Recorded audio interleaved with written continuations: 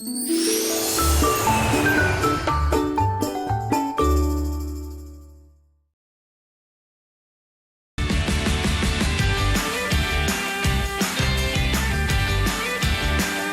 김윤우입니다. 안녕하세요, 수희정입니다. 자, 요즘 날씨가 워낙 춥다 보니까 집안에서 생활하는 시간이 좀 늘었고요. 네. 그리고 좀 미세먼지도 또 걱정이고 하다 보니까 집안에서 쓰는 용품들도 사실은 깨끗할까, 안전할까 이런 걱정이 많이 되는 게 사실입니다. 네. 자, 오늘 산림구단 엄지척 시간 준비되어 있는데요. 집안에 자주 쓰는 물건들을 어떻게 깔끔하게 세척할 것인가에 대한 고민을 해결해드리겠습니다. 그리고 더불어서 건조하는 방법도 알려드릴 테니까 오늘 많이 기대해 주시기 바랍니다. 네, 그럼 먼저 날씨부터 살펴보겠습니다. 네. 미세먼지가 사라지면서 강추위가 찾아왔는데요. 한파특보까지 내려졌다고 합니다. 자세한 내용 야외 현장 연결해서 살펴보겠습니다. 김혜영 캐스터. 네, 상암동 DDMC 앞에 나와 있습니다. 네, 오늘 아침 얼마나 추워졌나요? 네, 요 며칠 큰 추위가 없었던 터라 볼에 닿는 공기가 유독 차갑게 느껴집니다. 말씀한 대로 먼지가 사라지니 어김없이 불청의 강추위가 찾아온 건데요. 기온 자체만 보면 그리 낮진 않습니다. 8시를 조금 넘긴 지금 현재 서울의 기온은 영하 6도로 출발하고 있는데요. 간간히 불어오는 찬바람에 체감으로 느껴지는 추위는 이보다 더합니다. 아직 집 밖을 나서지 않으셨다면 따뜻하게 챙겨 입으셔야 합니다. 다시 경기 북부와 영서, 충북 제천에 한파주의보가 내려진 가운데 오늘 아침 반짝 추위가 찾아왔습니다. 7시를 기준으로 철원, 기마는 영하 15.5도로 가장 낮고요. 파주와 제천도 영하 12도 안팎까지 떨어지는 등 어제보다 4도에서 많게는 9도 정도 낮습니다. 보온에 각별히 신경 쓰셔야 합니다. 하늘 표정은 좋습니다. 현재 전국에 맑은 하늘이 드러나 있는데요. 낮 동안 중부지방은 구름이 많은 가운데 서울 등 수도권과 영서, 충북 북부 등 일부 중부에 눈이 날릴 수 있겠습니다. 찬바람 덕분에 먼지는 모두 사라졌습니다. 오늘 전국 미세먼지 농도는 좋음에서 보통 수준을 유지해 청정한 공기는 마음껏 마실 수 있겠습니다. 하지만 대기는 갈수록 건조해지고 있습니다. 동해안을 중심으로 건조특보가 내려진 가운데 낮엔 영동과 경북 북부에 강풍특보가 내려질 가능성이 높습니다. 불씨 관리 철저히 하셔야 합니다. 반짝 추위도 잠시, 낮엔 온화한 서풍이 들어와 기온이 크게 오를 텐데요. 서울 5도, 전주 6도, 광주와 대구 8도로 평년 수준을 회복하겠습니다.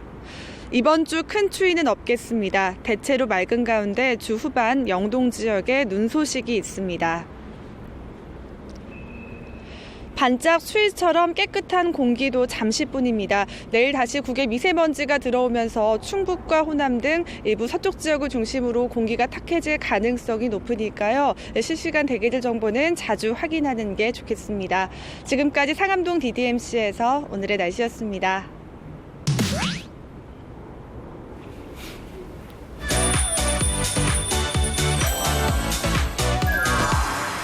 안녕하세요. 연예부 기자 최정아입니다. 안녕하세요. 연예 전문 큐레이터 유재필입니다. 연예터치 첫 번째 소식 전해드리겠습니다. 네, 불륜설 휩싸인 스포츠 스타입니다. 네, 누구 얘기일까요? 네, 바로 전 쇼트트랙 국가대표 선수 출신이자 방송인 김동성 씨의 이야기인데요. 지난 연말 합의 이혼한 김동성 씨가 한 여교사와 불륜설에 휩싸였습니다. 그런데 이 여교사가 얼마 전에 세간을 떠들썩하게 했던 주인공이라 많은 분들에게 충격을 안겨주고 있습니다. 예, 사실 뭐 불륜설만으로도 충격적인데 세간을 떠들썩하게 했던 일 뭔가요?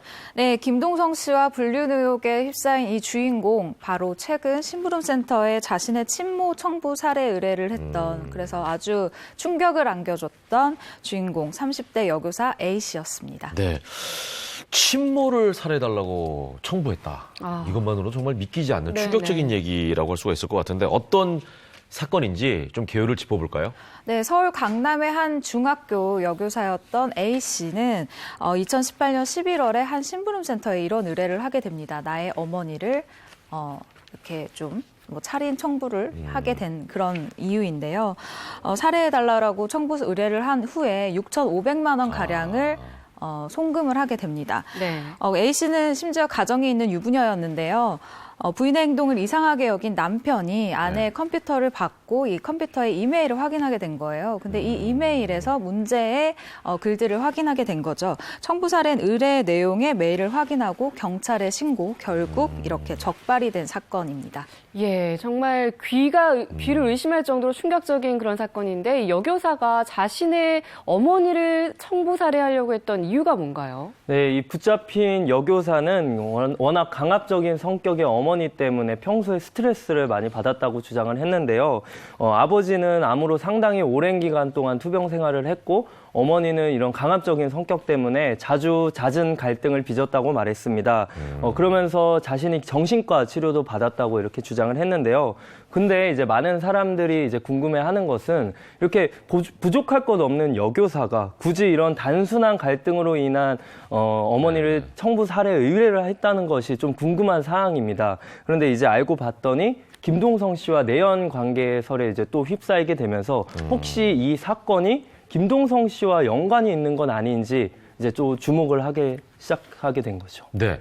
자, 그렇다면은 가장 이제 대중들이 또 궁금해하는 부분이 이 여교사와 김동성 씨는 과연 어떻게 만났느냐 이거 아니겠어요? 네. 저도 사실 이 부분이 궁금해서 좀 네. 알아봤는데 두 사람이 만난 이 시점부터 되짚어 보도록 하겠습니다. 일단 두 사람은 처음 만난 게 지난해 4월쯤이라고 하거든요. 그리고 지난해 말에는 두 사람이 해외여행을 다녀오기도 했었어요. 그러니까 뭐 몇 개월 사이에 정말 급속도로 관계가 좀 친해졌다, 뭔가 진전이 됐다라고 저희가 유추를 해볼 수가 있는 거죠. 예, 근데 지난해 4월이면 김동성 씨가 이혼전 아닌가요? 네, 맞습니다. 김동성 씨가 지난해 12월 말에 이혼 서류에 도장을 찍었잖아요. 그렇기 때문에 이혼을 하기 전부터 두 사람이 만남을 가져온 게 아닌가라는 의혹의 시선을 거둘 수가 없습니다. 일단 지난해부터 이 여성이 김동성 씨와 만나면서 외제차를 비롯해서 고가의 외제 명품 시계 등 대략 4억 원 상당의 고가의 선물 공세를 펼쳤다고 합니다. 이렇게 비싼 선물을 할 수 있었던 것은 A씨의 어머니가 상당한 재력가라고 하거든요. 어머니의 재력을 바탕으로 김동성 씨에게 이렇게 선물 공세를 펼치게 된 거죠. 이렇게 관계를 지속하던 이 두 사람은 함께 살 아파트를 구하려고 했고 또 계약 기간이 다가오면서 A씨가 친모 청부 살인 의뢰를 하게 된 것 아니냐라는 시선을 거둘 수가 없습니다. 심지어 목돈이 필요했던 이 A씨가 어머니 살해 의뢰를 하게 됐고 네. 범행을 저지른 것 같다라는 네티즌들의 의견이 굉장히 많이 올라오고 있죠. 자, 여기에 대한 이제 김동성 씨의 입장이 굉장히 궁금하네요. 네, 김동성 씨는 여교사와 내연 관계가 절대 아니었다. 단지 팬과 스포츠 선수의 만남이었다라고 주장을 하고 있는데요. 일단 얼마 전 전화 인터뷰를 통해서 자신의 입장을 밝혔습니다. 들어보시죠. 네. 그 친구가 이제 저한테 시계 사주고 했던 거는 맞아요. 네. 그치만은 그게 이제 팬으로서 저한테 처음에 시계를 사줬어요. 그래서 돈이 어디서 났냐고 이런 걸 네가 어떻게 사냐고 했는데 자기가 중학교 때부터 팬이었고 자기한테 미인이었다 그러면서 이 정도쯤은 충분히 해줄 수 있어요라고 얘기를 해서 너무 고마웠다고 이런 거 많이 받으셨죠? 그러는데 저는 누구한테 그런 걸 받아본 적이 없거든요. 예, 일단 뭐 시계를 받았다고는 말씀을 하셨고 그렇다면 지난 4월부터 만나왔던 건 사실인가요? 그때가 결혼 생활 유지 중이었잖아요. 네, 김동성 씨는 이에 대해서도 아니라는 주장을 밝혔습니다. 예, 들어보시죠. 아니에요. 만남을 가졌던 건 아니에요. 인사만 하고 지냈었던 사이예요. 주기적으로 만남을 가지신 건 아니었고요. 아니에요. 이제 제가 이혼서류 들어가면서 이제 저한테 그렇게 좀 선물 줘서 이제 친해지게 된 거고. 네, 그래서 뭐 인사만 하던 사이에서 뭐 말도 이제 뭐 많이 하게 되고 뭐 그렇게 이제 가까워지게 된 거죠. 제가 이혼하는 과정에서 조금 더 뭐라고 해야 될까 얘기도 많이 하고 근데 단 둘이 그렇게 만난 적은 별로 없고 항상 이렇게 누구랑 여럿이서 만났거든요. 네. 자, 그러니까 일각에서 주장하고 있는 불륜 관계는 전혀 아니다라고 아주 적극적으로 이제 네. 해명하는 네. 그런 인터뷰 내용을 저희도 이제 직접 듣게 됐는데. 네. 자, 그렇다면 여교사의 모친 청부 살해와 관련해서는 또 어떤 입장을 밝힌 거죠? 김동성 씨는 일단 깜짝 놀랐다. 나한테 이렇게 뭐 했었던 친구가 그런 의뢰를 했다라는 게 깜짝 놀랐다라고 얘기를 했는데요. 일단 여교사의 모친 청부 살해 의뢰도 전혀 몰랐던 사실이다라고 합니다. 이에 대한 입장도 들어보시죠. 저도 전에 들어서 한 건데 뭐 친족 사례라는 거 저도 깜짝 놀랐어요. 저도 지금도 심장이 떨리고 제가 알던 저한테 그렇게 뭐 선물을 해줬던 그 친구가 그랬다는 게 좀 많이 놀랬고 그 어머님한테 얘기를 들었어요. 김동성 씨한테 그렇게 계속해서 뭐 선물도 주고 관심을 보인다는 걸 어머님이 알고 계셨나 보네요. 아니요, 몰랐는데 그거를 이제 뭐 집안에서 뭐 터졌겠죠, 그 사건이. 그래서 이제 저한테 걔가 나를 죽이려고 했었다고 알고 있냐고. 그래서 저는 처음 듣는 얘기인데 거짓말인 줄 알았어요. 여교사분하고 어머니의 관계는 좀 알고 있었나요? 과약은 많이 먹었었어요.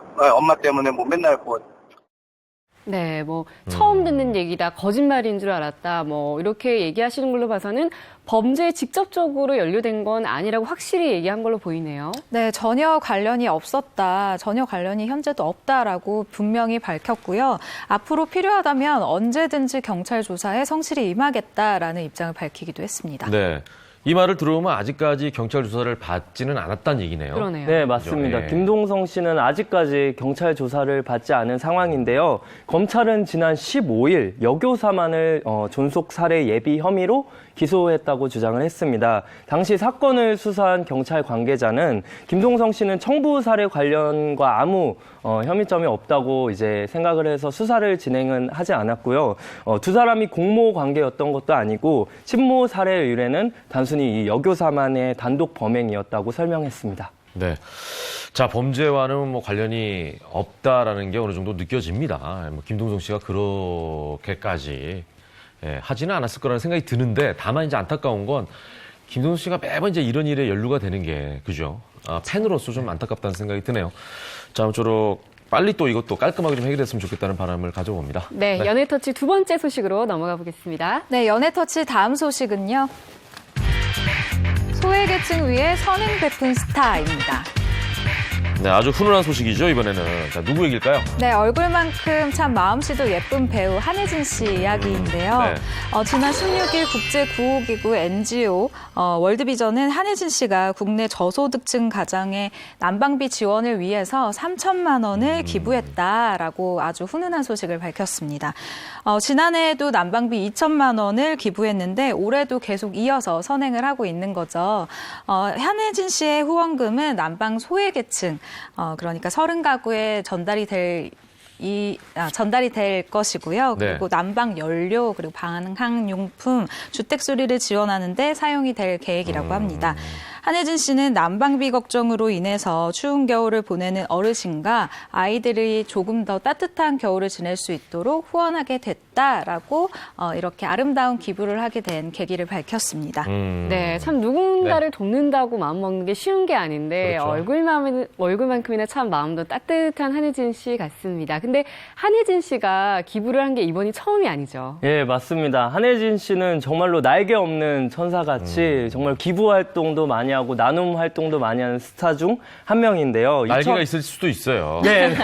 그런 것 같습니다. 네, 날개가 있을 수도 있고 2008년부터 월드비전 홍보대사를 맡으면서 다양한 나눔 활동에 적극적으로 참여를 하고 있습니다. 2013년 2월에는요, 미얀마 출신 화상 환자를 위한 치료비로 이제 사용해달라고 무려 3천만 원이라는 이제 돈을 기부를 했고요. 2015년 5월에는 월드비전이 지원하고 있는 국내 시설 20곳에 젖병, 이유식기 등 1,000개의 이제 다달하는 영유아 용품을 전달하기도 했습니다. 그런데 이제 대단한 게 이때가 한혜진 씨가 출산을 앞두고 있는 상황이었거든요. 그러니까 자기 몸도 가누기 어려운 상황에서 이렇게 주변에 어려운 이들을 생각하는 것을 보니까 정말 마음씨도 따뜻하고 선한 영향력을 끼치는 스타인 것 같습니다. 그러네요. 예.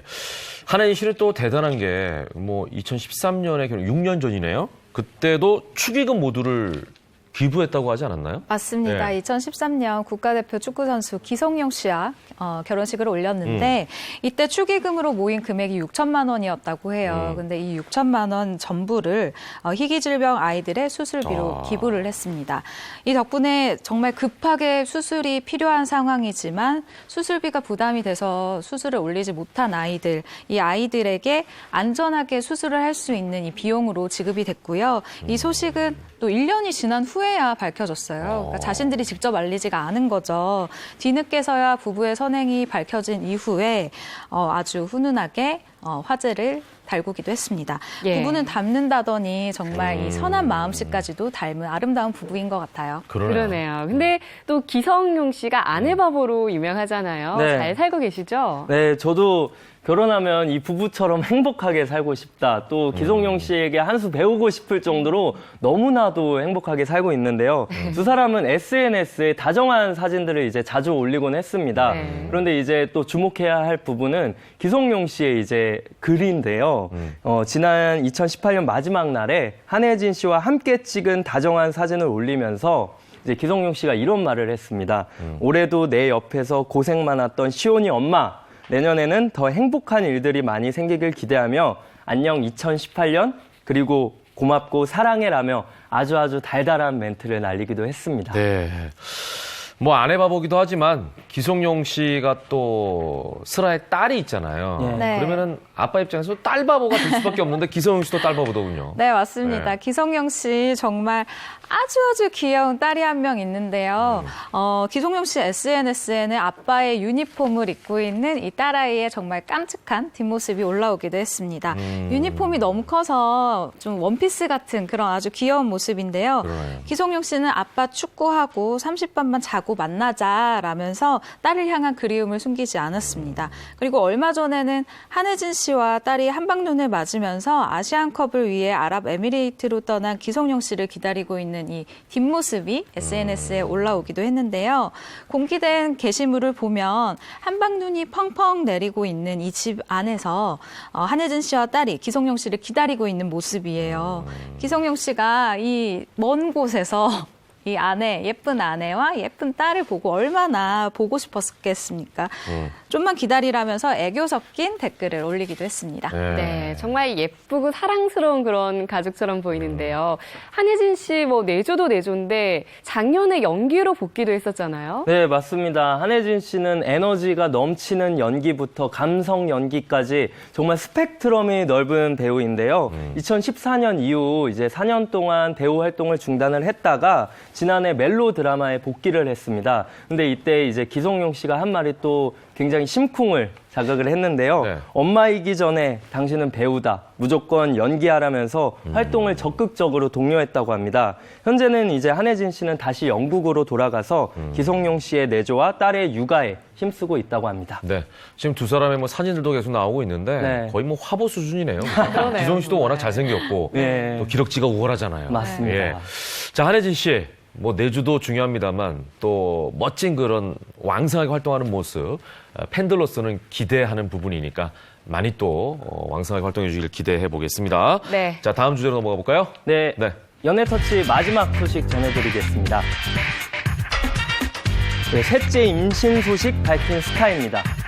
자, 뭐 다둥이도 또 들어서는 것 같은데 누구 얘기입니까? 네, 한혜진 씨, 기성용 씨만큼이나 정말 인기 부부의 커플인데요. 바로 별 씨와 하하 씨의 부부 이야기입니다. 네. 지난 2012년 11월에 결혼한 두 사람은 이미 뭐 2013년과 2016년에 두 아들을 얻은 상태인데요. 이렇게 셋째까지 이제 별 씨가 임신을 하면서 정말 많은 사람들에게, 대중들에게 축하를 받고 있는 상황입니다. 예, 요즘 같은 저출산 시대에 정말 반가운 소식이 그러네. 아닐 수 네. 없는데, 근데 두 사람이 이전에 이미 자녀 계획 끝냈다고 했는데 셋째가 또 생겼네요. 그렇죠. 사실 하하 씨가 그리고 별 씨가 슬아의 두 아들을 두고 있어요. 그런데 맞아요. 두 사람이 이제 농담처럼 우리 이제 더 없다, 자녀 계획 끝이다라고 얘기를 해왔었죠.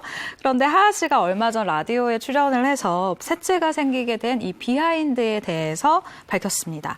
10월 26일, 뭐 정확히 날짜까지 밝혔어요. 네, 그러면서 그때 콘서트를 끝내고 하와이로 여행을 갔다라고 합니다.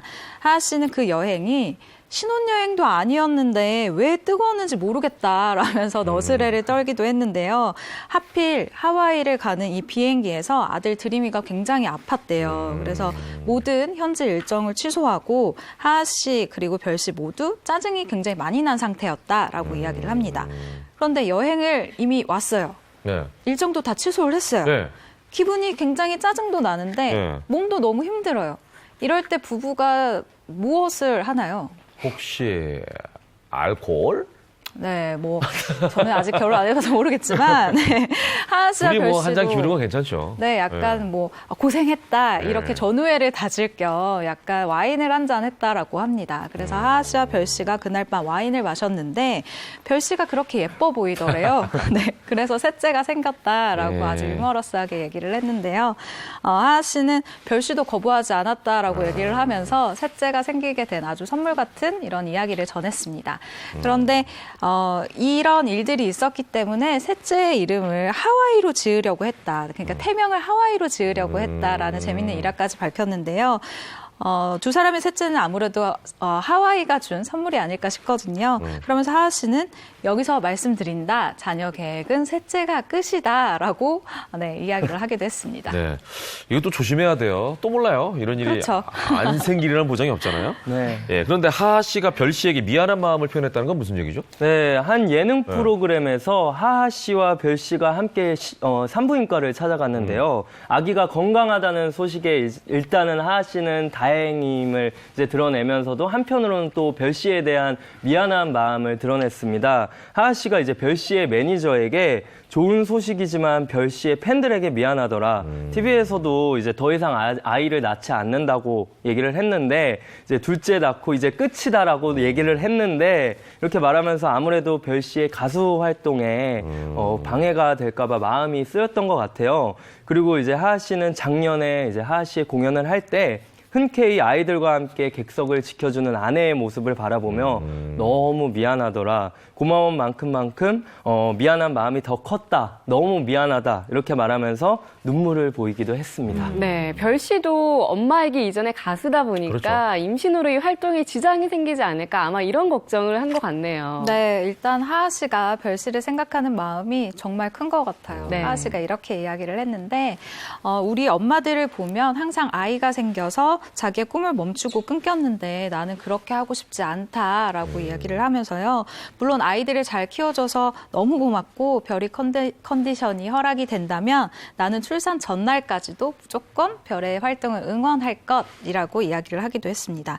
일단 아이도 너무너무 소중하지만 아내 별 씨를 생각하는 그 연예계에서도 굉장히 소문난 애처가잖아요. 네네. 그런 모습을 볼 수 있는 그런 뭐 문장이 아닐까 싶네요. 네. 자, 그렇다면 하하 씨의 이런 미안한 마음에 대해서 별 씨는 뭐라고 했나요? 네, 별 씨도 자신의 SNS에 하하 씨에 대한 진솔한 마음을 밝히기도 했습니다. 이제 보시면 하하 씨와 영상 통화하고 있는 모습인데요.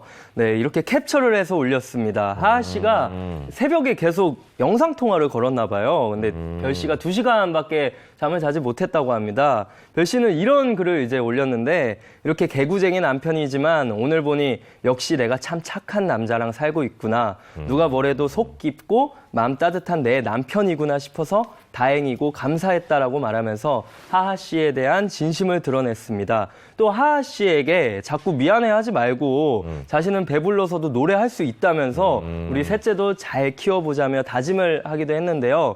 더불어서 별 씨는 자신과 같은 엄마들에게 가정에 충실하되 꿈을 포기하지 않고 멋지게 나의 일도 해내면서 꿈과 희망을 드리겠다는 메시지를 남기기도 했습니다. 네. 엄마이기 전에 이 가수로서 그리고 한 여성으로서 이렇게 커리어를 쌓아가는 모습을 보면서 정말 많은 대중들이 이 별 씨와 하하 씨를 응원하고 있습니다. 자, 이제 다시 한번 느끼지만 여자라는 존재는 참 대단한 것 같아요. 그러네요. 예, 정말 여러 가지 역할을 가정과 다하는. 일에 둘 다 그러니까. 충실한 네. 모습 참 멋진데요. 근데 하하 별 부부 외에도 다둥이 부모가 또 있잖아요, 연예계에는. 꽤 많이 있죠? 그렇습니다. 일단 저출산 시대에 귀감이 되는 대표적인 스타 부부들이 있는데요. 네. 배우 윤상현 씨 그리고 가수 겸 작곡가 작곡가 메이비 씨. 아, 맞아요. 네, 이분들은 2015년도에 첫째 딸을 품에 안은 후 네. 2017년에 둘째 딸, 그리고 지난해 12월에 등남을 하면서 3남매의 부모가 됐습니다. 네. 그리고 소유진 백종원 씨도 빼놓을 수 없는데요.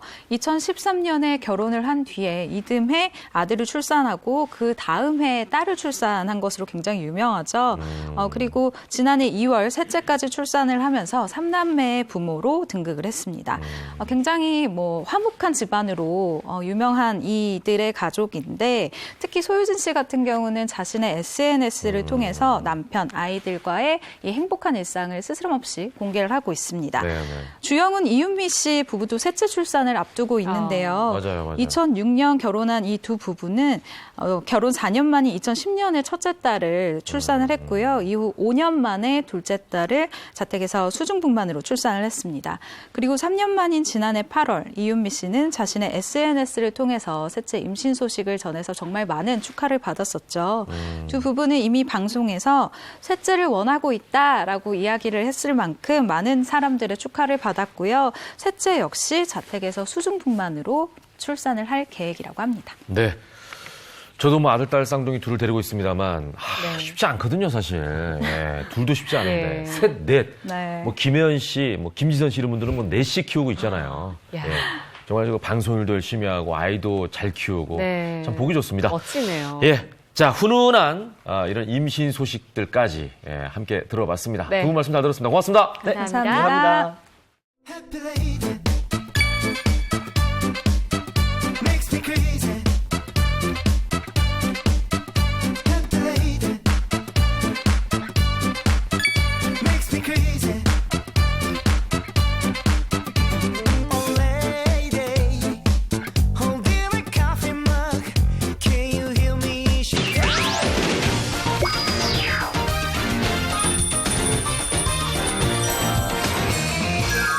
자, 오늘도 어김없이 주부들을 위한 알짜배기 살림 정보를 전해드리겠습니다. 네. 살림구단 엄지척 시간이고요. 오늘도 곽지연 살림 전문가 그리고 방송인 신재현 씨 나오셨습니다. 어서 오십시오. 안녕하세요. 아유, 사듯하게 보라색을 입고 오셨네요. 소화하기 쉽지 않은 색깔인데. 예. 네.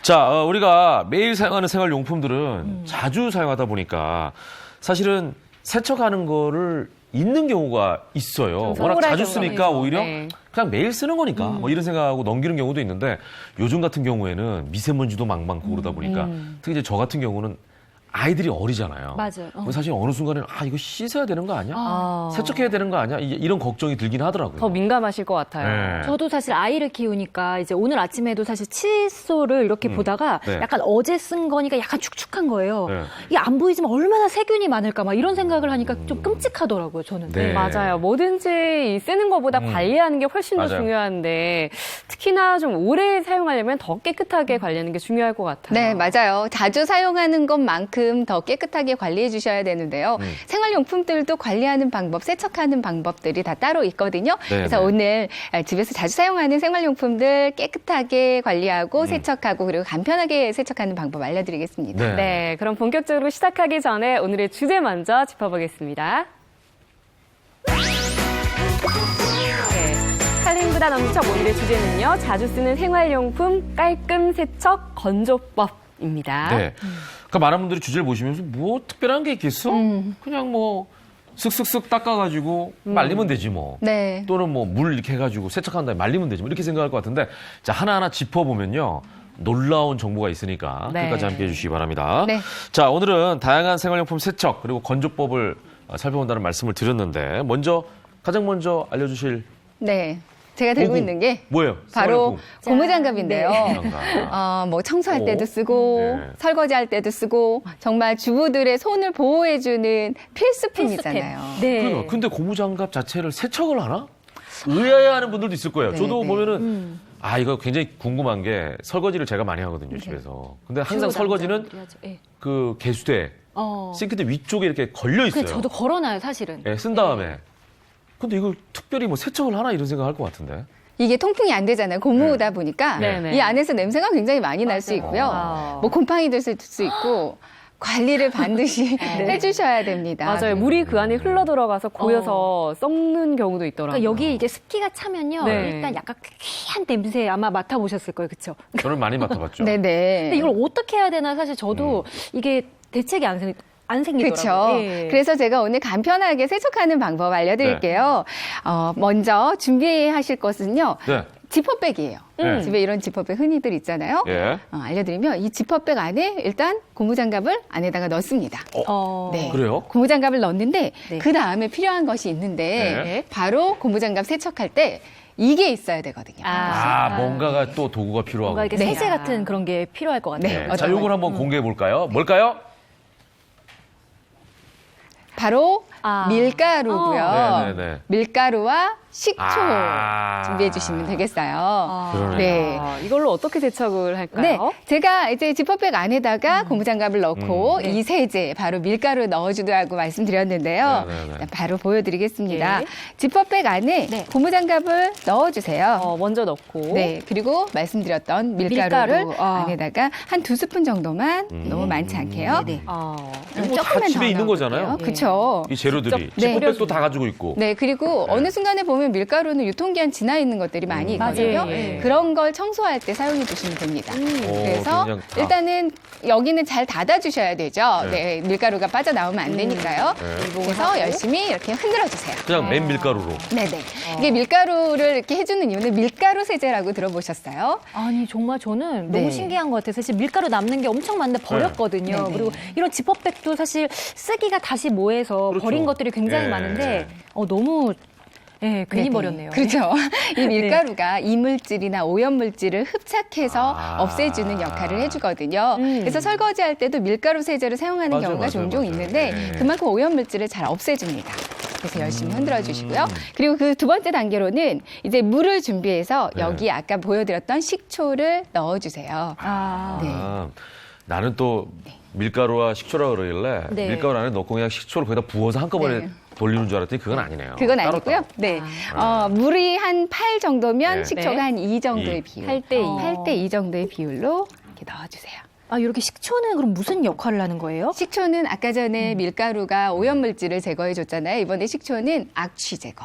냄새 나는 거. 그렇죠. 고무장갑 워낙 냄새가 많이 나다 보니까 이렇게 악취를 제거해 주는 게 중요한데 식초의 아세트산 성분이 악취 물질을 같이 흡착해서 휘발시켜 주는 역할을 해주거든요. 이렇게 한 다음에 이제 담가서 네. 닦아주세요. 예. 뒤집어서 닦아주셔도 되고요. 예. 안에 안쪽에도 물이 들어가게끔 충분히. 깨끗하게. 네네네.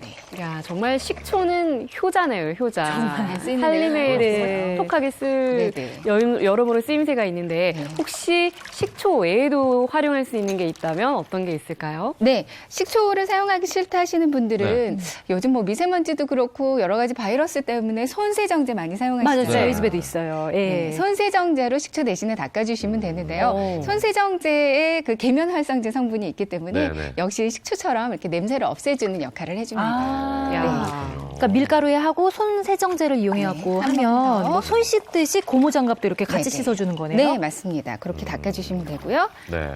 이렇게 한 다음에 이 상태로 좀 담가주셔도 돼요. 담가놨다가 깨끗이 씻고 그다음에 깨끗한 그다음에 물로 한 헹궈주고. 번 더 헹구고. 네. 예.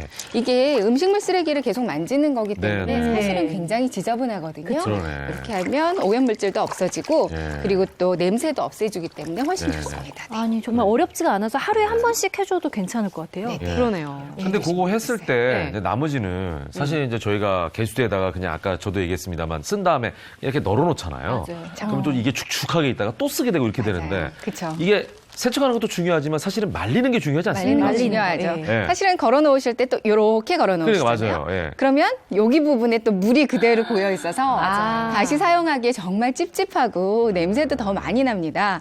그래서 건조시켜 주는 것도 중요한데요. 건조해 줄 때는 페트병, 네. 그냥 생수병 있죠? 네. 페트병과 이거는 어떤 거냐면 그 키친타월 우리 사용하잖아요. 다소난 심지. 심지예요. 예. 심지를 사용해서 이제 말려주시면 되겠어요. 네. 말리는 방법 잠깐 알려드릴게요. 이제 페트병 준비해 주시고요. 심지를 여기다가 끼워주세요. 예? 네, 끼워주시는데 아. 고정이 잘 안 될 수 있으니까 네. 테이프를 아, 활용해서 페트병 위에다가 심지를 놓고 네. 그걸 고정시켜요. 네, 사실은 집에서 마땅히 그 집게를 사용해서 이렇게 말려주기도 하는데 요 사이에는 잘 안 마르는 경우가 그쵸, 많이 그 손톱이 있거든요. 닿는 부분. 네. 네. 그래서 잘 안 마르는 경우가 있기 때문에 이렇게 말려주면 요게 살짝 뭐 한 번 더 그 일이 필요하지만 예. 훨씬 더 잘 마르고 깨끗하게 말릴 수 있거든요. 이거 진짜 아이디어네요. 네. 예. 이렇게 해서 심지를 끼워주시고요. 여기다가 말려주실 때는 털어서 얘를 끼워주시면 되는 거예요. 아, 그렇게. 그리고 이 키친타월 심지가 종이기 때문에 더 여기 안에 물기를 잘 제거해 주거든요. 아. 야, 네. 딱이네요. 네. 이렇게 접히지 않게요. 네. 잘 세워주세요. 전용 건조대 같아요. 네. 누가 손을 들고 있는 것 같은데. 남편이 집에 왔을 때 놀래겠어요. 네. 손 하나만. 왜 놀래요? 환영하고 있는데. 네. 쌍수들어 환영하고 네, 있는데. 네. 예. 제정신으로 또 들어와야지. 여기도 있습니다. 그래서 이렇게. 네. 아. 예. 예. 시청자 여러분을 환영합니다. 야, 요렇게 딱. 그럼 정말 잘 마르거든요. 건조하고. 안에가. 예. 네. 힘들 사실 주문에 이 부분이 있어요. 굉장히 잘 안 마르는 네네. 부분인데 그러네. 걱정이 없겠네요. 쏙 껴가지고. 예. 말려주시면 예. 됩니다. 이거는 진짜 정말 집에 가서 되겠죠? 꼭 해봐야 되겠어요. 네네. 예. 어렵지 않죠? 저 말려주세요. 고무장갑을 평소에 쓰니까 사실 요렇게 해가지고 네. 만약에 세척을 이렇게 안 한다 하더라도 네. 요렇게 말리면 괜찮겠네. 그쵸. 예. 맞아요. 매일 쓴 다음에 이렇게 걸어놓으면. 아, 그쵸. 사실 세척까지 이거 못하더라도. 어디다 놓지 항상 저도 고민스러웠거든요. 예. 이거 주부들이 하는 고민인데 저도 설거지를 많이 하다 보니까 그쵸. 그런 고민을 하게 되더라고요. 네, 통풍이 잘 돼서 좋아요. 예. 네. 그러니까 예. 자 이렇게 해서 우리가 고무장갑은 어떻게 세척해야 되는지 또 어떻게 예. 말려야 되는지 방법을 알려드렸습니다. 네. 예. 그리고 고무장갑은 워낙 자주 쓰니까 잘 말려야 한다는 거. 이거 네. 다시 한번 강조해드릴게요. 정말 쉽고 간단한 그런 네. 방법이었습니다. 네.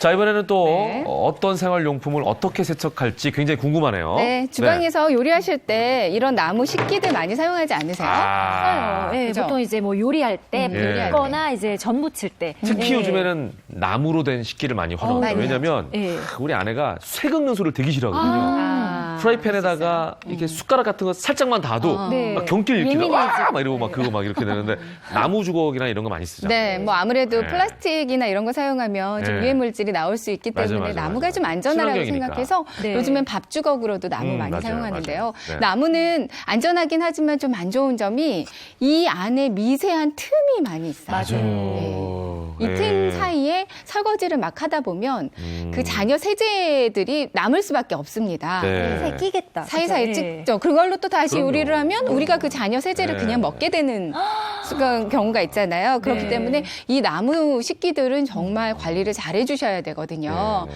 나무 식기는 이것만 있으면 또 관리를 쉽게 하실 수가 있어요. 아, 나무 식기의 세척 비법은 뭘까요? 예. 이것도 공개해드리겠습니다. 네. 과연 뭐가 필요할까요? 뭐요? 녹차 티백이요. 뭔지 아시겠죠? 아, 네. 티백인데 녹차 티백이네요. 네, 그렇습니다. 녹차 성분, 녹차가 들어간 티백이에요. 이것만 네. 있으면 정말 깔끔하게 나무 식기를 관리하실 수가 있거든요. 설마 녹차물에다가 이걸 담궈놔라 이런. 맞습니다. 예? 진짜요? 녹차물은 정말 쓰임새가 많아요. 아. 이 녹차 집에서 이제 한 번씩 드시고 그냥 버리지 마시고요. 네. 이거를 냉동실 안에다가 보관해 놨다가 네. 이제 필요할 때마다 사용하시면 되고요. 아. 아니면 잘 마시지 않은 거 좀 오래된 것도 분명히 네. 이 주방 안에 보면 네. 있을 거예요. 네. 그걸 활용하셔도 괜찮거든요. 한번 우려낸 티백도 네. 사실은 써도 된다는 얘기네요. 네, 그렇죠. 특히 지금 이제 주걱 들고 계신데 저희 집은 이제 그 주방 용품 중에 도마가 나무인 경우가 아, 맞아. 네. 저도 이제 네네. 그런 경우에 진짜 그거 찝찝하거든요. 그쵸. 그 사이로 막 뭐가 들어가 있고 막 맞아요. 이러니까 맞아요. 주걱보다 더 심각하게 도마에 티도 있어요. 많이 정말 나고. 찝찝해지면 네. 어쩔 수가 없어요. 그럴 예. 때는요, 이렇게 녹차 티백을 일단 네. 대접에다가 나무 식기들을 이렇게 담가주시고요.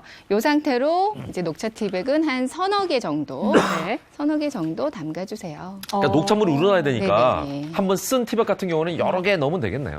근데 이렇게 네. 만져보시면 네. 물이 뜨겁지도 차갑지도 미지근? 않고 어느 정도 미지근한 물이거든요. 네. 이게 미지근한 물로 담가주는 이유가 있어요. 이게 나무다 보니까 아무래도 아. 뜨거운 물에다가 담가주면 살균은 좀 될 것 같은 기분이지만 네. 나무가 변형되거나 그렇죠. 틀어지거나 나무의 성질상. 네, 그럴 수 있거든요. 그래서 반드시 이렇게 미지근한 물에다가 담가주시면 또 찬물이면 좋습니다. 녹차 티백이 잘 안 우러날 거 네네네. 아니에요. 예. 뜨거운 물로 하면은 안 되겠어요. 어. 나무기 때문에 약간 나무라서 뒤틀릴 것 같아요. 아, 맞아요. 네. 그래서 식기세척기에 넣을 때도 나무 식기들은 안 넣는 게 좋거든요. 이제 나무가 변형되기 쉬워서. 우러난다. 예. 오, 이렇게 지금 막 녹차가 우러나네. 우러났죠. 우러나면 계속 식기를 요걸로 그렇게 쓱쓱쓱. 닦아주세요. 네. 야. 이렇게 하면 그 사이사이에 꼈던 미세 물질들, 오염 물질들이 다 이렇게 빠져나오고요. 이 무엇보다 좋은 게 녹차에 있었던 수용성 영양소들 있잖아요. 영양 네. 성분들이 이렇게 오염 물질들을 흡착해서 없애주는 역할을 해주기 때문에 깨끗하게 관리하실 수가 있습니다. 녹차만 가능합니까? 집에 뭐 홍차도 있고, 뭐, 집에 뭐 둥글레도 있고, 뭐 네, 여러 네. 가지가 있을 수 있어요. 네, 여러 가지 있는데요. 네. 그 중에서 녹차가 좋은 게 이렇게 네. 냄새까지도 흡착해주는 역할을 해주거든요. 그래서 녹차를 잘 말려놨다가 뭐 네. 신발장에 활용하셔도 되고 기름기 제거하는데 활용하셔도 되고 그래서 활용할 때가 많으니까 녹차 네. 활용해 주시면 되고요. 아까 나무도마 말씀하셨는데 네. 나무도마도 이렇게 녹차 티백으로 이렇게 문질러 주잖아요. 그럼 그것도 역시 깨끗하게 관리하실 수 있어요. 그러네요. 향도 좋을 것 같아요. 이게 네. 왜 녹차가 이렇게 은은한 녹차 향이 나잖아요. 맞아요. 그래서 네. 약간 이 냄새가 네. 네, 이렇게 향이 해서 은은하게 닦아주시고요. 나네요. 네. 향도 좋다. 네. 예. 녹차를 한번 관리해 야, 주시고요. 그 녹차 티백으로 씻은 주걱으로 밥을 풀면 녹차밥이 되겠네. 오, 왜 보리굴비 먹을 때 녹차밥. 별 생각까지 다 하게 되네요. 자, 이제 문제는 이것도 씻었어요. 네. 말려야죠. 그쵸. 잘 말려주셔야 되는데요. 이것도 그냥 놔두면 안 되잖아요. 나무니까 오히려 더 이것도 또 건조를. 예, 젖어 있는 상태면은 뭔가가 네. 또 막 살 수 있는 어떤 환경이 되잖아요. 그쵸. 이게. 예. 잘 말려주셔야 되는데요. 어디를 피해야 돼요? 어딜 것 같으세요? 햇빛이겠죠. 햇빛을. 예, 나무는 맞아요. 또 뒤틀어지니까. 맞아요. 그래서 네. 직사광선 아무래도 젖어 있는 상태에서 직사광선 때문에 뒤틀리거나 변형을 뭐 뒤틀어진다고 하잖아요. 네. 그럴 수 있기 때문에 직사광선 피해 주시고요. 이제 수건을 깔고 수건 하나를 깔고요. 네. 이제 바람이 잘 통하는 곳, 햇빛은 말고 여기다가 이렇게 보시면 이렇게 해서 결국 이렇게 수건에다가 햇빛만 피하면 되는 네, 거죠? 햇빛 통풍이 피하는 잘 되는 통풍이 곳에서. 잘 되는 곳에 이렇게 뉘어서 말려주시면 금방 마릅니다. 그래요. 네. 특히 이제 밥을 풀 때 주걱은 바짝 말라 있어야 깨끗한 느낌이 들지. 그쵸, 그쵸. 젖어 있으면 찝찝하잖아요. 예, 직접 입으로 들어가는 밥을 푸는 거니까. 야. 예, 그렇게 하시면 좋을 것 같네요. 자, 네. 주걱 끝냈습니다. 뭐 네. 하나하나 진짜 우리가 바로 옆에 있는 생활용품들이에요. 그러니까 심지어 예. 녹차 티백이었어요. 그러니까. 그 흔한. 예. 자, 이번에는 뭐죠? 오늘 아침에 혹시 이거 사용하지 않으셨어요? 하나씩 다 있죠. 텀블러 이것도 엄청 많이 쓰는 건데. 그죠?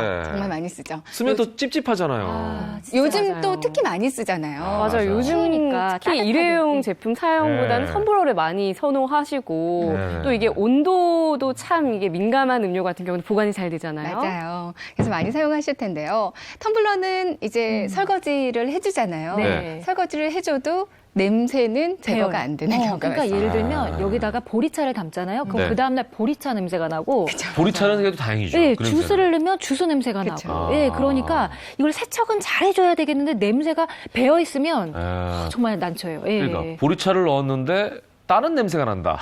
이거 마실 때 굉장히 찝찝하죠. 네. 예. 그렇죠. 근데 또 텀블러 냄새 제거하는데도요. 네. 이것만 있으면 정말 냄새 깔끔하게 제거하실 수가 있어요. 텀블러는 이거 뭘로 좀 또 세척할까? 궁금한데요. 예. 뭐죠? 어떤 건지 공개해 드릴게요. 뭐가 필요할까요? 뭐 이게? 밥? 와, 밥 의외의 비법입니다. 밥. 텀블러에다가 설마 보온병을 대신해서 밥을 담아 다니라 이런 건 아닐 테고. 상상이 잘 안 네. 가시죠? 그럼 네. 밥을 어떻게 한다는 얘기지? 밥으로 이 텀블러 아주 깔끔하게 관리하실 수가 있는데요. 네. 보여드릴게요. 예. 네, 텀블러 그냥 밥, 안에 흰밥 네, 지은 거예요? 네. 이거 아까 그 주걱으로 푼 거죠? 네. 세척한 주걱으로 퍼가지고.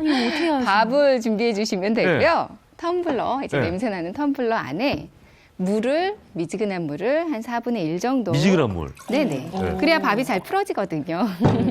숭늉 생각하시면 돼요.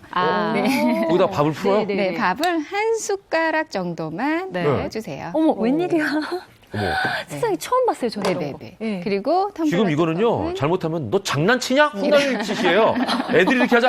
야, 너 텀블러 가지고 뭐 하는 짓이야? 애들 이럴 만한 과학 행동이니까 지금 이게. 실험하듯이. 예. 늘 음료만 넣는 곳이니까. 그러니까, 예. 그렇게 해서 뚜껑을 잘 닫았고요. 이제 열심히 조금 센데요. 네. 네, 이럴 때- 열심히 네. 꽉 흔들어. 닫아서 여기가 이렇게 돼서 흔들어. 열심히 흔들어줍니다. 되지 않게 한 요 정도 칵테일 이렇게 하듯이. 이렇게 네 흔들어주세요. 예. 이게 밥이 그 안에 전분이 있잖아요. 네네네. 이렇게 보시면 좀 열심히 흔들어주세요. 한 30초, 한 1분 정도 흔들어주시면 안에 이제 뽀얘졌죠. 약간 이게 네네. 쌀뜨물처럼 네네. 이렇게 쌀 씻고 나면은 네네. 그렇게 쌀뜨물처럼 이렇게 네. 보면은 이거 보세요.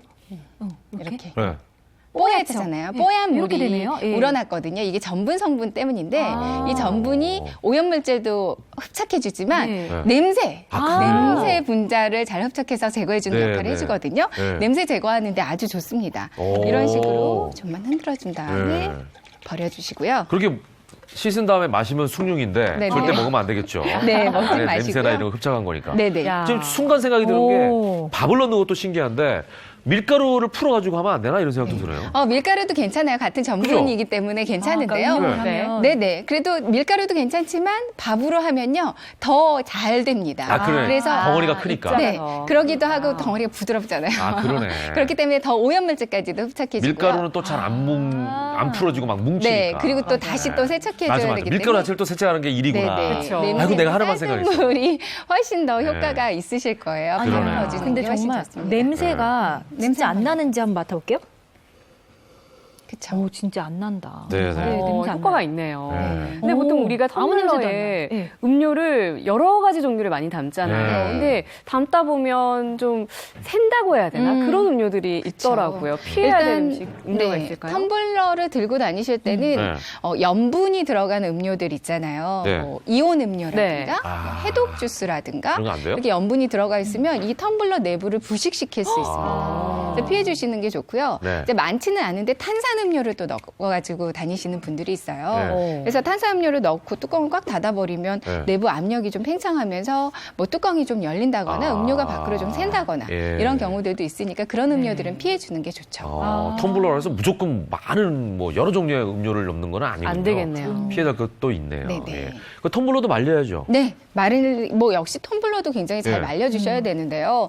텀블러 그냥 대충 어느 정도 말랐겠지 하고 닫아서 그냥 보관하시면 이 사이사이에 냄새. 사이사이에 냄새도 그렇고 곰팡이도 금방 쓸고요. 네네. 정말 잘 말려주셔야 하는 게 또 이 텀블러거든요. 텀블러 그냥 바짝 말리실 때는요. 네. 키친타월 한 장 이용해 주세요. 음. 키친타월로 일단은 잘 헹궈서 네. 닦은 다음에 이제 냄새까지도 다 제거가 됐거든요. 네. 잘 닦아주시고요. 이 내부도 한 구겨서. 번씩 이렇게 접어가지고 한 번씩 이렇게 흔들어 주세요. 네. 네, 이렇게 해서 말린 다음에 말릴 때는 이번에는 텀블러는 햇빛에다가 말려주세요. 아까 나무는 피하라고 네. 했는데 안 돼요. 텀블러는 햇볕에. 네, 그렇죠. 햇볕에 뭐 바짝. 비틀어질 염려가 없고 아. 햇빛만큼 좋은 또 그런 그 작용을 하는 살균 살균 방법이 작용도 없잖아요. 해주고. 네, 그렇죠. 그만큼 좋기 때문에 햇빛에다가 충분히 말려주신 다음에 사용하시는 게 좋습니다. 예. 자, 텀블러까지 했습니다. 벌써 세 가지나 했는데 이번에는 또 뭘까도 굉장히 궁금하네요. 네. 네. 여성분들은 네. 요거 많이 사용하실 거예요. 오늘도 매일 썼어요. 아까도 쓰시더라고요. 네. 네. 브러쉬들. 네, 많이 메이크업 사용하실 텐데 브러쉬. 신재현 네. 씨는 혹시 이거 세척해서 사용하시나요? 그러니까 해야 되는 건 알겠어요. 네. 근데 사실 잘 못하게 돼요. 왜냐면 또 귀찮고 또 어떻게 잘 해야 될지도 모르겠고 네. 그래서 잘 안 하게 되더라고요. 네, 그러다 맞아요. 보면은 얼굴이 피부가 좀 안 좋아지는 것 같기도 하고. 트러블도 나고 찝찝하긴 하죠. 그러더라고요. 예. 찝찝해요. 네, 어찌 보면 맞아요. 저 화장품을 발라야 되는데 음. 세균을 얼굴에 덕지덕지 바르고 있다 생각하면 이거 뭐 찝찝한 거 아찔하죠. 아니겠습니까? 특히나 중요한 얼굴 피부에 직접 그러니까. 닿잖아요. 맞아요. 네. 그래서 이 브러쉬 세척도 일주일에 한 번, 뭐 2주에 한 번, 적어도 2주에 한 번은 세척해 주는 게 좋은데요. 네. 브러쉬 세척하실 때는 또 이것만 있으면 아주 간단하게 깨끗하게 세척하실 수가 있습니다. 뭐가 필요할까요? 세척할 때는 또 뭘 쓸까요? 네, 비법 공개합니다. 이거 뭐야? 냄비 받침이요? 이거 주방에서 쓰는 거잖아요. 네네네. 냄비 저희 집에도 받침 있어요, 준비해 저거. 주시면 되는데요. 냄비 받침을 쓴다고요? 네. 냄비 받침 중에서도 약간 구멍이 송송송 뚫려 있는 네. 벌집 모양의 냄비 받침이에요. 이거 구하실 때는 아. 벌집 냄비 받침 이렇게 찾아보시면 이거 구하실 수 있거든요. 이게 오돌도돌 해야 되는구나. 네. 네. 약간 육각형 모양으로 네네, 이렇게 있어요. 벌집 안에 모양. 보면. 네. 그리고 안에 구멍이 뚫려 있기 때문에 네. 브러쉬 세척하는데 아주 딱입니다. 오, 네, 어떤 원리일지 굉장히 궁금한데. 네, 알려드릴게요. 일단은 클렌징 폼 있잖아요. 네. 우리 얼굴 세수할 때 예. 사용하는 이걸로 또 세척을 해주시면 되는데요. 오. 네, 보여드릴게요.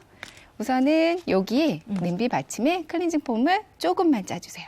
많이는 안 짜셔도 돼요. 왜냐하면 네. 거품이 충분히 일기 때문에 오. 네, 조금만 짜주시고요.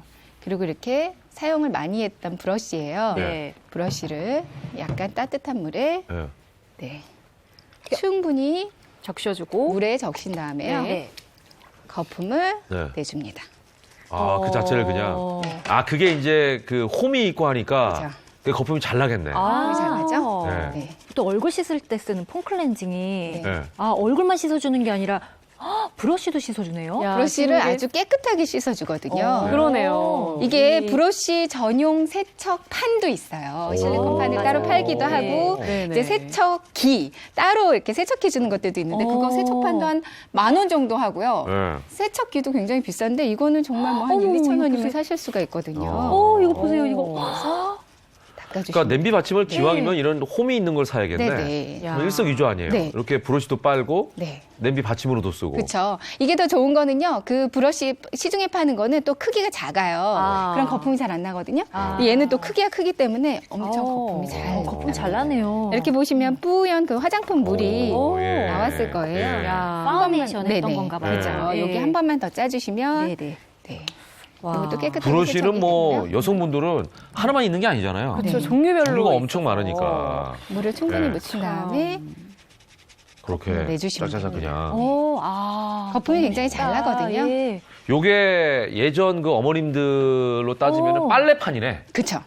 그죠? 빨래판에도 홈이 있잖아요. 네. 거기다 이제 브러쉬 빨래 빨래판. 빨면은 그게 마찰력에 의해서 네. 때가 밀려나가듯이 그렇죠. 요 홈에서 이렇게 브러쉬에 때가 빠져나가는군요. 네. 어. 네. 이렇게 지저분한 물에다가 한번 하고 이번에는 깨끗한 물에다가 한 번 더 헹궈주세요. 네. 이렇게 깨끗하게 헹구고 브러쉬야말로 정말 건조가 중요할 것 같거든요. 그쵸. 이것도 뭐 햇볕에 말릴까? 어떻게 해야 되죠? 브러쉬를 어떻게 뭐 이렇게 세척을 한 다음에 통에다 이렇게 꽂아놓는 분들 많이 계신데요. 네, 네. 그러면 이 모가 변형되고요. 그리고 또 이 접착력도 떨어지기 때문에 별로 좋지 않거든요. 네네네. 그 말리실 때는 반드시 이렇게 거꾸로 매다는 게 가장 좋습니다. 근데 이게 어려워요. 그쵸. 예, 이게 어떻게 하죠? 이거 그래서- 그냥 거꾸로 세울 수가 없어요. 네.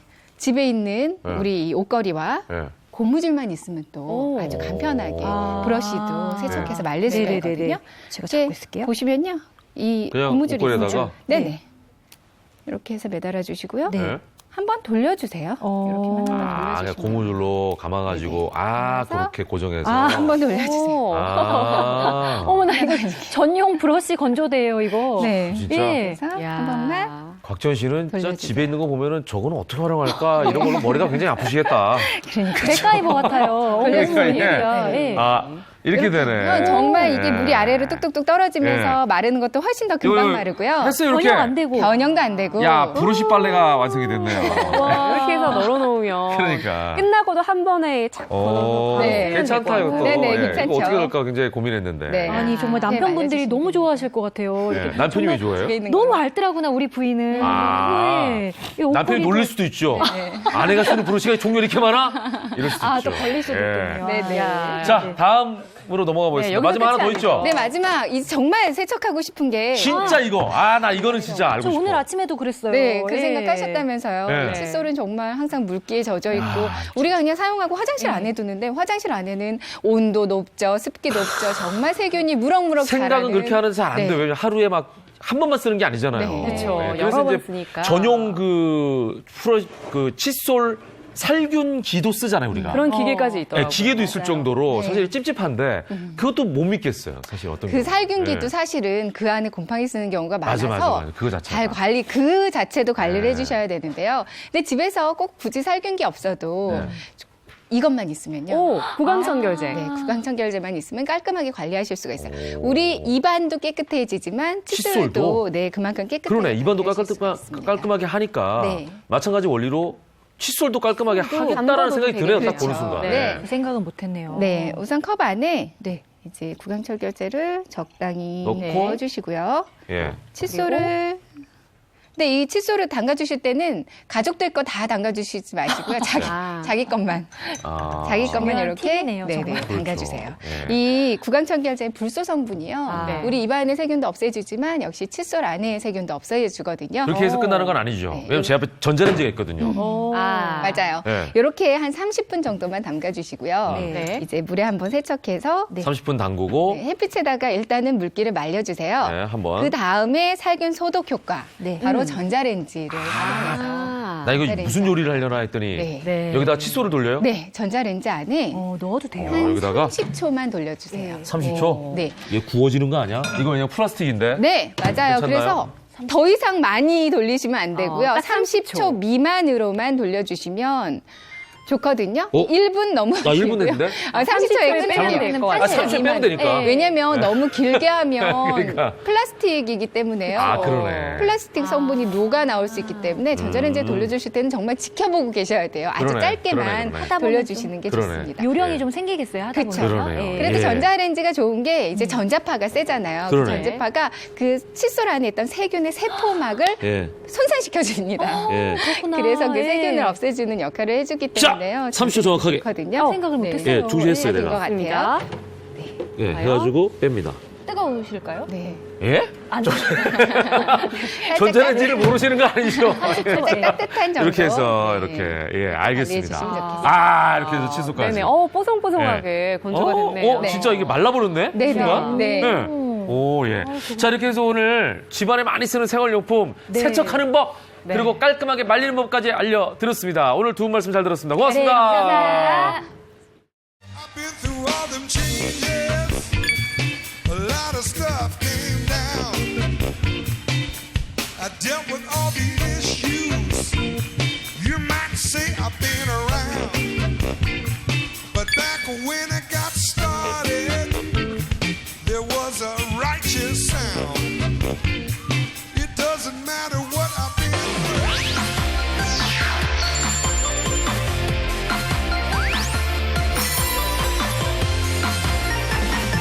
자 정말 많은 정보를 드리고 있죠. 이번에는 네. 생활 속의 궁금증을 풀어드리겠습니다. 무엇이든 Q&A 시간입니다. 정철진 칼럼니스트 나오셨습니다. 어서 오십시오. 네, 안녕하십니까. 네, 어서 오세요. 네, 설 명절이 코앞으로 다가오다 보니까 오늘도 물가 얘기를 해봐야 될 것 네네네. 같은데요. 한때 오징어가 금징어로까지 불렸는데 요즘에는 동해안에서 그렇게 많이 잡힌다면서요? 그렇습니다. 오징어가 다시 이 강원도 동해안으로 돌아왔습니다. 다행이다. 말씀하신 대로 이제 금징어였습니다. 오징어가 워낙 안 잡혀서 이제 가격이 올라갔던 건데요.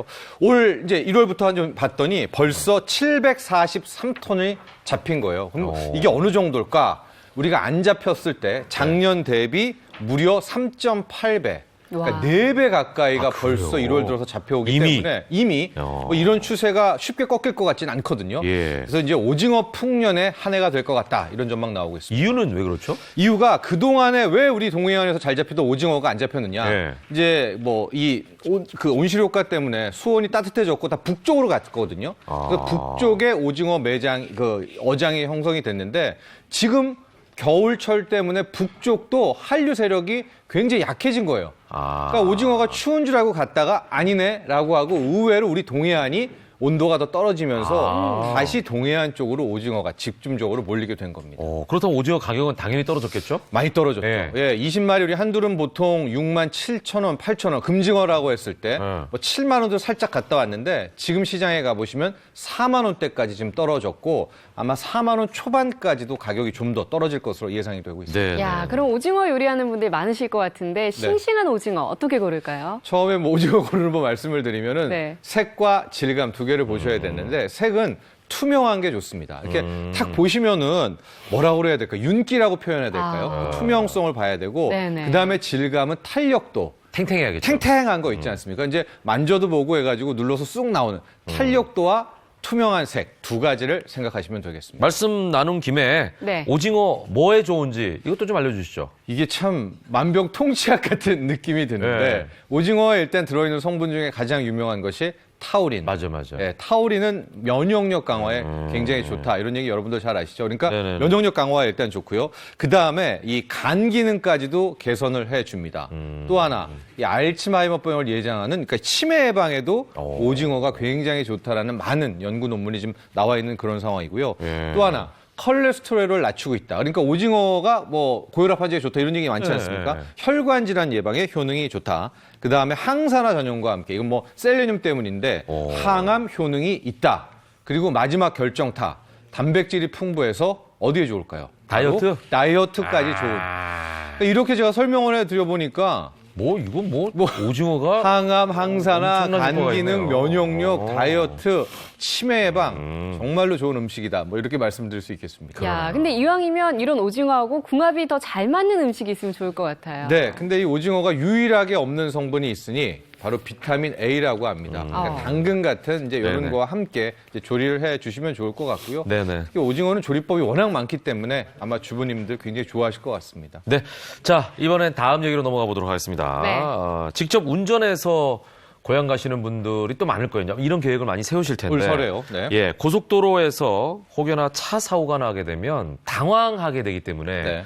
사실은 섣불리 자리를 못 뜨다가 2차 사고 피해를 입는 경우가 많이 있지 네. 않습니까? 그렇습니다. 예, 이런 경우 좀 조심해야 될 것 같아요. 네, 이제 예. 2차 사고에 대한 얘기를 좀 해드리려고 네. 하는데요. 2차 사고란 뭐 자동차가 고장이 났거나 사고가 났을 때 내려서 이제 어떤 조치를 취해야 되는데 이걸 아니고 차 안에 있다가 혹은 차 주변에 있다가 맞아요, 또 다른 차와 부딪혀서 나오는 이제 그런 사고를 2차 사고라고 합니다. 근데 네. 이 2차 사고가 얼마나 위험하냐면요. 우선적으로 이 치사율이라고 하죠. 사망률을 보면은 일반 사고의 6배. 아유. 그러니까 보통 사고가 나면 크게 난다. 2차 네. 사고가 보시면 돼요. 무려 57.6%입니다. 그러니까 이 사망에 이를 수 있는 가장 큰 위험성이 높다라고 볼 수가 있겠고요. 네. 또 하나가 전체 교통자 사고의 거의 한 15%, 20% 연간으로 100건 정도가 넘게 계속 발생이 되고 있고 또 하나가 대부분의 2차 사고가 1월부터 3월 지금이네. 추운 겨울에 네. 몰려 있다는 점도 꼭 기억을 하셔야 됩니다. 네, 겨울철에 특히 더 빈번하게 발생하는 이유가 뭘까요? 왜 그럴까요? 추워서? 맞습니다. 추워서 밖에 안 나와 있는 거죠? 안 나오는 거예요. 그러니까 사고가 이제 난 거예요, 사고가. 혹은 고장이 난 거예요. 그러면 이제 나가서 우리가 알고 있는 그런 사고 예방 조치를 해야 되는데 보험사 연락을 하고 그냥 뭐 차에 있지라고 대부분의 그런 특히 그렇죠, 겨울에 그렇죠, 이런 경우가 많잖아요. 네. 그래서 이제 사건 사고 따라서 이제 2차 사고는요 무조건 차 밖으로 또 멀리 떨어져 나와야 된다는 것을 이제 말씀드리고 싶습니다. 네. 자, 그래서 2차 사고에 대한 예방책이 좀 필요할 것 같다는 생각이 드는데요. 네. 한국도로교통공사에서 시행하고 있는 예방책이 따로 있을까요? 네, 긴급 대비 콜이라고 해서 작년에 뭐 500명 넘게 굉장히 큰 효과가 있었다라고 하는 건데요. 이 긴급 대피 콜이 뭐냐? 네. 우리가 보통 하이패스를 등록을 할 때 휴대폰 번호를 남기잖아요. 네네. 예, 그러면 이제 우리 한국도로공사에서 CCTV로 어디에 사고 난 날 다 보고 있는 거예요. 그래서 A 지점에서 사고가 났습니다. 네. 그럼 거기 하이패스를 그 차량에 장착을 했다면 네. 그 등록 번호로 바로 전화를 걸어서 사고 이제 조치를 해 주는 거죠. 바로 저기 하이패스 단말기 고객 연락처 조회한 다음에 긴급하게 연락을 해서 네. 이렇게 저렇게 대피하라라고 이제 보통 알려드리는데 그럼 어떻게 대피를 해야 되는 게 좋냐? 제가 간단하게 설명해 드리면요. 일단은 비상 깜빡이 켜고 간단히 쉬운 거거든요. 차에서 내린 다음에 트렁크를 열어야 돼요.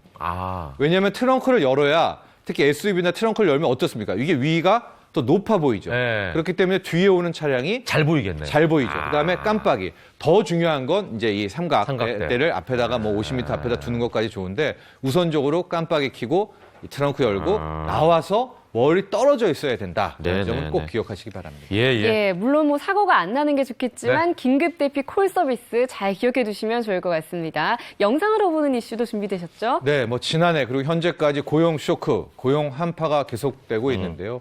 요즘엔 일용직 자리도 없을 정도라고 합니다. 그래서일까요? 작년에 지급됐던 이 실업급여가 사상 최대치를 기록했다라고 하는데 관련 내용 영상을 통해서 확인하시죠. 건설 일자리 수요가 많았던 김포신도시의 인력사무소. 하지만 일용직 일자리는 많지 않습니다.